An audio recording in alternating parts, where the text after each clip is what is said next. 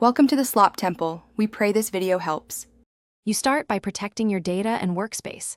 Back up essential files, unplug the PC, and ground yourself to avoid static damage. Once done, remove the case panel and identify the drive. Note its SATA and power connections so you don't confuse ports. Make sure you have the correct mounting hardware and adapter if switching form factors. Now loosen screws and label cables if helpful. This first physical step sets up a clean, predictable swap without delays. You remove the old drive carefully, keeping screws and noting bay orientation so the new drive fits the same way.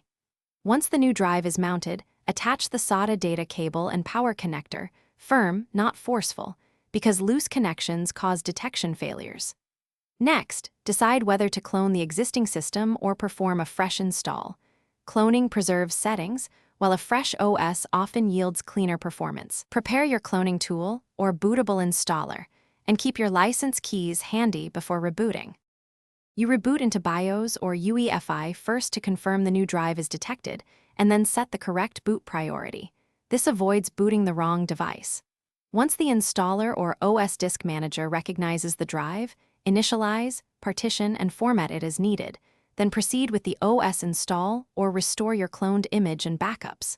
After installation, run disk health and speed checks to validate performance.